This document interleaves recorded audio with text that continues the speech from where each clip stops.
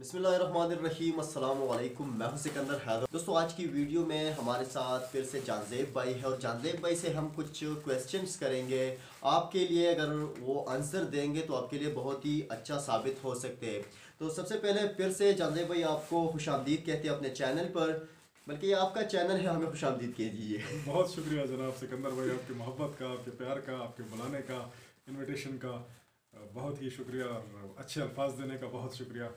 नाज़िम भाई, सबसे पहले मैं बात करता हूँ, जब हम स्टूडेंट्स होते हैं और मैट्रिक कर लेते हैं तो क्या हमें इलेक्ट्रिकल इंजीनियरिंग में जाना चाहिए? क्या वहाँ पर हमें वो स्कोप मिलेगा, वहाँ पर हमें वो स्किल्स मिलेंगे जिससे हम एक अच्छा फ्यूचर बना सकते हैं? तो इलेक्ट्रिकल इंजीनियरिंग को आप किस नज़रिए से देखते हो? देखिए जी, इस वक्त हमारा मुल्क जो है वो एक नाजुक हालात से गुजर रहा है। अगर सियासी इस्तेहकाम की बात करें तो वो भी गैर मुस्तहकम सिचुएशन है, और इसके अलावा और भी बड़े मसले हैं हमें। पाकिस्तान जैसा कि आपको पता है एक ज़री मुल्क है, और यहाँ पे सनतों की बहुत कमी है, और बहुत ज़्यादा यहाँ पोटेंशियल मौजूद है। पाकिस्तान में अगर काम करने की कोई ख्वाहिश रखता है या किसी को ज़रूरत है बिज़नेस करने की, काम करने की, तो यहाँ जितनी अपॉर्चुनिटी मौजूद है उतनी अपॉर्चुनिटी दुनिया के किसी मुल्क में भी नहीं है।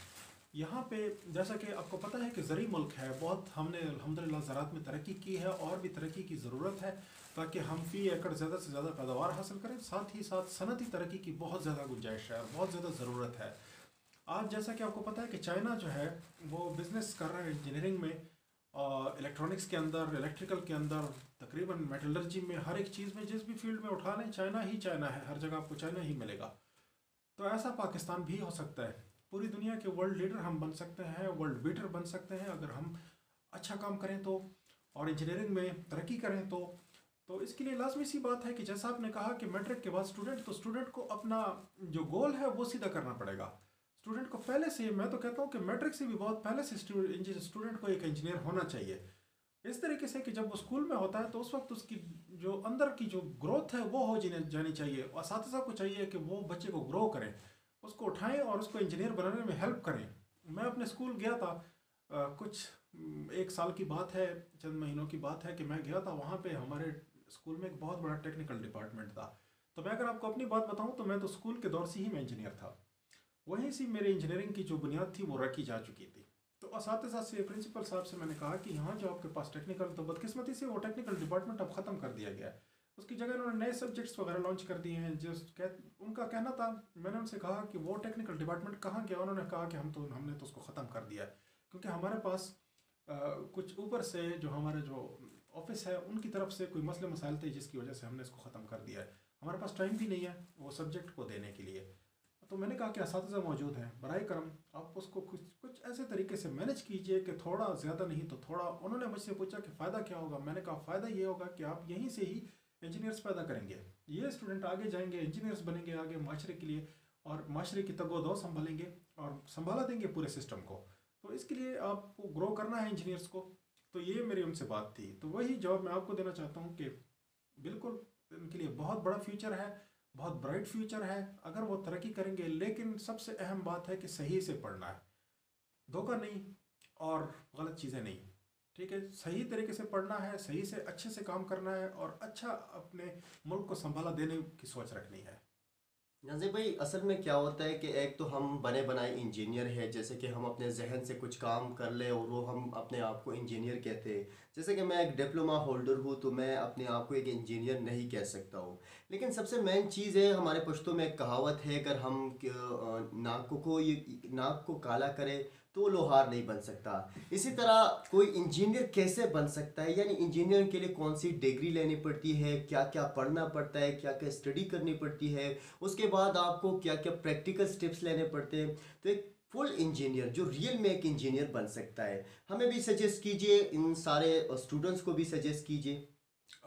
सिकंदर भाई, ऐसा है कि बहुत अच्छी बात है, बहुत सारे दोस्त डिप्लोमा कर जाते हैं, लेकिन सिर्फ एक डिप्लोमा कर लेना इस दौर में काफ़ी नहीं है।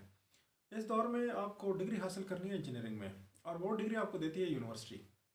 यूनिवर्सिटी से आप क्वालिफाइड होंगे तो तब आप इंजीनियर बनेंगे। पाकिस्तानी इंजीनियरिंग काउंसिल एक इदारा है, अगर वो आपको रिकग्नाइज करेगा, आप एक्रेडिटेड होंगे उनके साथ, उनके एक्रेडिटेशन आपकी यूनिवर्सिटी के लिए लाजमी है। अगर आप एक्रेडिटेड होंगे, उनके रजिस्टर्ड इंजीनियर होंगे, उनके लाइसेंस्ड इंजीनियर होंगे, तो तब आप इंजीनियर कहलाएंगे।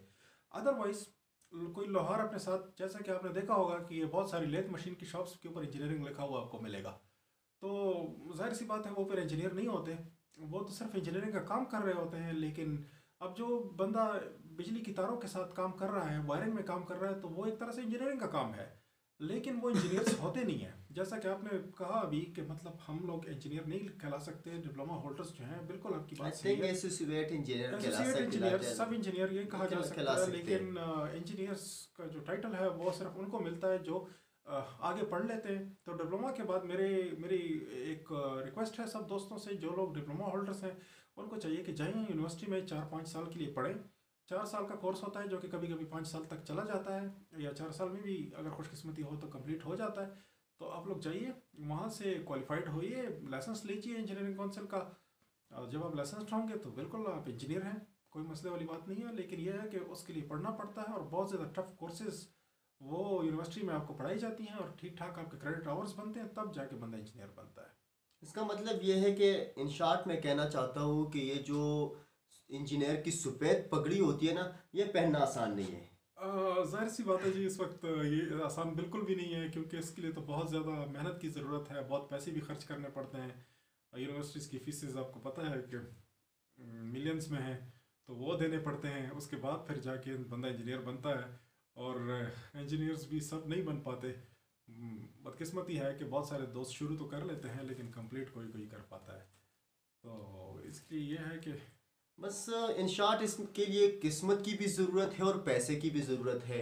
बल्कि आपकी अपनी अगर दिलचस्पी होगी तो आप एक इंजीनियर बन सकते हो, जैसे कि मेरी थी, लेकिन पैसा नहीं था, तो अब मैं इंजीनियर तो कहला नहीं सकता हूँ, बल्कि एक डिप्लोमा होल्डर ही रह गया हूँ।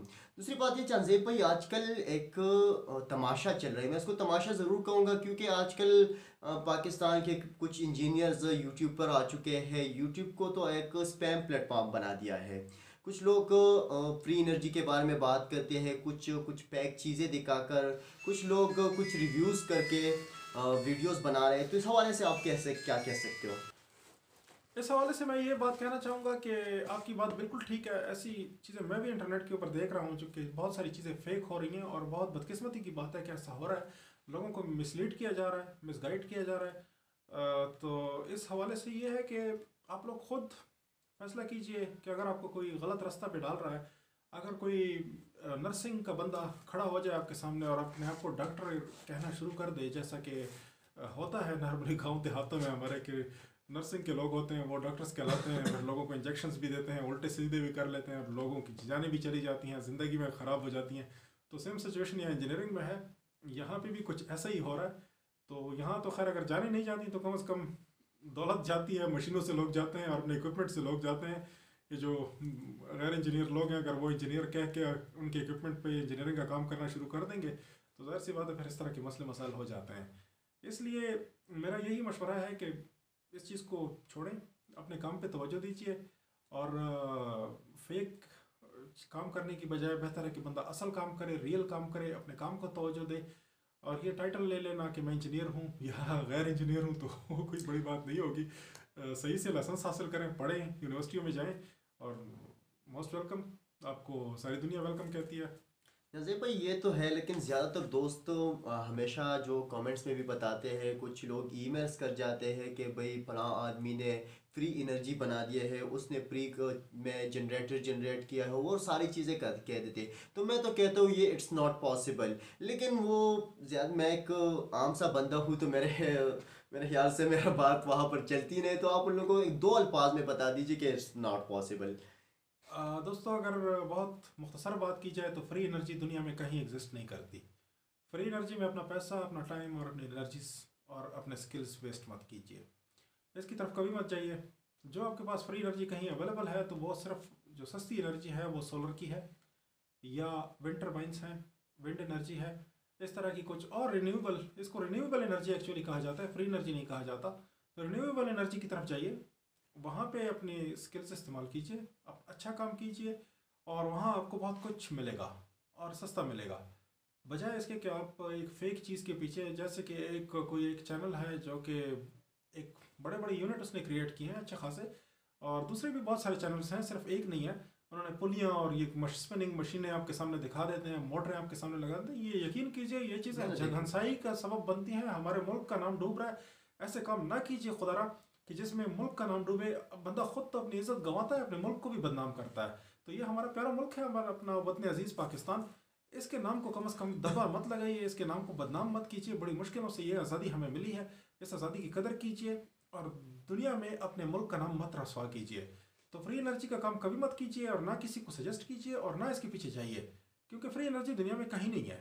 कुछ लोग ये सोचते हैं कि जो थॉमस एडिसन था या माइकल फेराडे था या लेवाइजे था या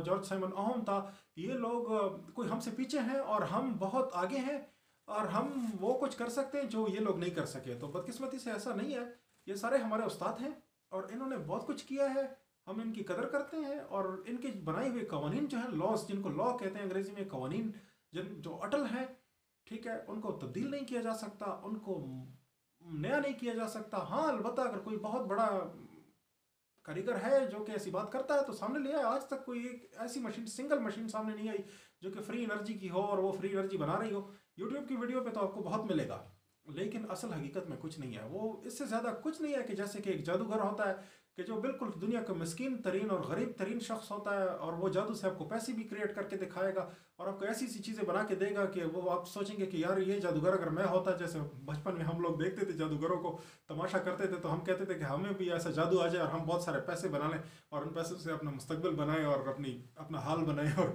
क्या कुछ कर जाएं, सारे मसले हल कर दें।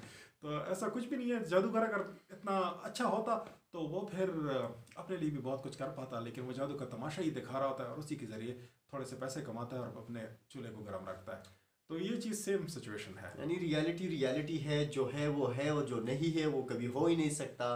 तो जैसे कि जानजेब भाई ने सारे जो साइंटिस्ट है ओहम के बारे में बताया, और ये सब हमारे बिजली के बाप है, बाप दादा है। तो बाप दादा से हम आगे जा नहीं सकते, हम उससे बढ़ नहीं सकते। दूसरी बात यह है जानजेब भाई, आजकल के जो स्टूडेंट्स होते हैं, हाँ वो इलेक्ट्रिकल इंजीनियरिंग के हो, इलेक्ट्रॉनिक्स के हो, सिविल के हो या किसी भी और फील्ड से ताल्लुक़ रखते हो, उस के लिए आप YouTube को या सोशल मीडिया को किस नज़रिए से देखते हो? क्या उन लोगों के लिए सोशल मीडिया को इस्तेमाल करना या इस्तेमाल में लाना बेस्ट होगा या नहीं होगा? सिक्के के दो रुख हैं जनाब। एक रुख एक साइड दिखा रहा है, दूसरा रुख दूसरा साइड दिखा रहा है। तो सोशल मीडिया तो बहुत अच्छी चीज़ है, इसका बहुत प्लस पॉइंट्स भी हैं, इसके नेगेटिव पॉइंट्स भी हैं। अगर आप यूट्यूब तो खैर खुसूसी बनाया गया था इसी मकसद के लिए कि लर्निंग की एक अपॉर्चुनिटी हो स्टूडेंट्स के लिए, टीचर्स के लिए, एक ऐसा प्लेटफॉर्म हो जिसके ऊपर लोग आएँ और सीखें और अपना कमाल दिखाएं। तो ज़ाहिर सी बात है कि अगर आप सही वाली, लेकिन इसमें प्रॉब्लम ये पैदा होगी कुछ फेक है और कुछ असल, कुछ फेक है कुछ रियल है। तो आप रियल के पीछे जाएंगे, फेक को छोड़ देंगे। तो इसको जांचना जो है वो थोड़ा सा मुश्किल काम ज़रूर है, लेकिन नामुमकिन बिल्कुल नहीं है।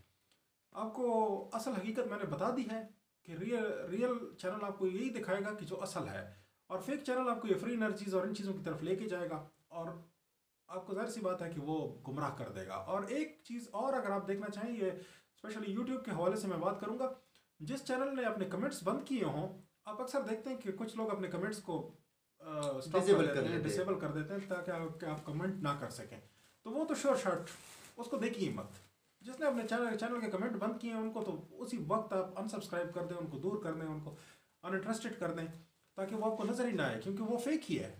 वो क्यों अपने कमेंट्स बंद करता है? क्योंकि वो फेक होता है, वो कभी रियल नहीं हो सकता।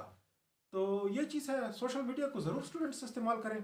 सोशल मीडिया ही एक ऐसी चीज़ है कि जो बहुत आसानी से हमें बहुत सारा नॉलेज हमारे हाथों में दे गया है और बहुत आसानी हो गई है। ये मोबाइल के ज़रिए, कंप्यूटर के ज़रिए, लैपटॉप के ज़रिए आप अपना बहुत सारे स्टूडेंट्स अपना नॉलेज ले सकते हैं। टीचर्स हमारे करीब आ चुके हैं, तो आप उनसे फ़ायदा उठाइए। यहाँ पर मैं आप लोगों को एक और बात बताता चलूँ कि सोशल मीडिया पर अगर आप फेसबुक का इस्तेमाल करते हो, फेसबुक आजकल बच्चा यूज़ कर रहा है, आप फेसबुक से काफ़ी लर्निंग आप ले सकते हो। अगर आप इलेक्ट्रिकल इंजीनियर के हवाले से बात करते हो, इलेक्ट्रॉनिक्स के बारे में बात करते हो, सिविल के बारे में, आप किसी भी कंप्यूटर साइंस के टॉपिक को उठाते हो, किसी भी टॉपिक को आप उठाओ, वहाँ पर आप फेसबुक पे आपको बहुत सारे ग्रुप्स मिल जाएंगे। उस ग्रुप्स को ज्वाइन कीजिए, उन ग्रुप्स को ज्वाइन कीजिए जो बिल्कुल ज़्यादा रैंक में हो, जहाँ पर दिन में 10 12 15 20 पोस्ट की जाती हो और वहाँ पर आपको बहुत सारे लर्निंग चीज़ें मिल जाएगी। तो हर एक टॉपिक के हवाले से आपको कई सारे ग्रुप्स मिल जाएंगे। ज़्यादातर मैं भी ग्रुप से कई बार चीज़ें सीख चुका हूँ, क्योंकि नॉलेज जो है ये एक ऐसी चीज़ है कि इसको हमेशा लेना चाहिए। एक अंग्रेज़ ने कहा था कि अगर आप 25 साल के हो और आप लर्निंग कर रहे हो तो आप बिल्कुल ठीक हो, आप बिल्कुल जवान हो। लेकिन अगर आप 25 साल के हो, आपने लर्निंग बंद की, तो आप बूढ़े हो गए बिल्कुल। 60 साल के हो लेकिन लर्निंग कर रहे हो तब भी जवान हो। तो आप तब तक जवान हो जब तक आप लर्निंग करते हो।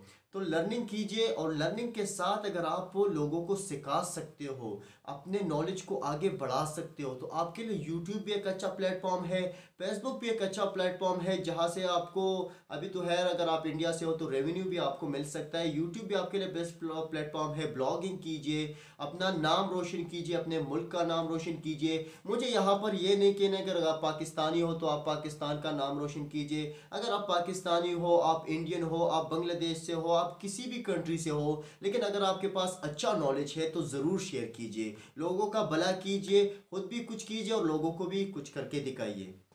तो जाजेब भाई, मेरे ख्याल से मैं तो और कुछ पूछना नहीं चाहता हूँ। आपने जो बताया बहुत ही लोगों के लिए मुफीद होगा। तो इसी के साथ ही मैं अल्लाह हाफिज़ कहता हूँ, और जानजेब भाई अगर आपसे कुछ कहना चाहते हैं तो ज़रूर कीजिए। सिकंदर भाई, आपने तो कमाल ही कर दिया है। आपने तो इतनी बातें कर दी हैं कि माशाल्लाह से कुछ कहने की अब गुंजाइश ही नहीं बाकी रहती। तो दोस्तों, सिकंदर भाई बहुत ही हमारे अच्छे दोस्त हैं। उनकी इनविटेशन और यहाँ पे बुलाने का जो मकसद है वो पूरा हो चुका है। और बड़ी बात है कि उन्होंने हमारे साथ कोलैब किया है, ये वीडियोस बनाई हैं। तो ये आपको दोनों चैनल्स पे मिलेंगी, इनके चैनल पे, मेरे चैनल पे। मेरे चैनल के लिंक आपको यहाँ पे नीचे डिस्क्रिप्शन में मिल जाएंगे, सिकंदर भाई के चैनल पे, और सिकंदर भाई का चैनल का लिंक आपको मेरी वीडियो में मिल जाएगा। तो ये तो आपस में कोलैब वीडियो है, और ऐसी वीडियोस इंशाल्लाह हम करते रहेंगे। और दूसरे यूट्यूबर्स को भी हम इनविटेशन देते हैं और सबको कहते हैं कि आप आइए हमारे पास, हम आपके पास आते हैं, कोलैब करते हैं, एक दूसरे के साथ मिलजुल के चलते हैं।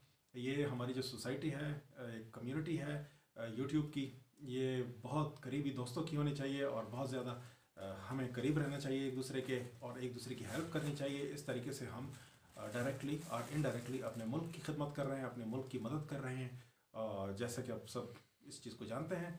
तो दोस्तों, ज़्यादा से ज़्यादा सब्सक्राइब कीजिए, ज़्यादा से ज़्यादा शेयर कीजिए अपने दोस्तों के साथ, अपने सोशल मीडिया नेटवर्क्स के ऊपर, फेसबुक के ऊपर, ट्विटर के ऊपर, जो भी आप सोशल मीडिया नेटवर्क इस्तेमाल कर रहे हैं, हमारे चैनल्स का, वीडियोस का लिंक वहाँ शेयर कीजिए, ताकि ज़्यादा से ज़्यादा लोगों को ये पहुँचे और ज़्यादा से ज़्यादा लोग फ़ायदा उठा सकें और हमारे पास आएँ और कुछ सीख सकें और कुछ हमें भी सिखाएं। तो यही मौका है और इसी से फ़ायदा हम उठाएं। तो अभी और मैं कुछ कहना नहीं चाहता हूँ। अल्लाह हाफिज़ जानजेब भाई। Thank you very much. Allah हाफिज़। बहुत शुक्रिया दोस्तों का। देखते रहिए और हमारे साथ जुड़े रहिए।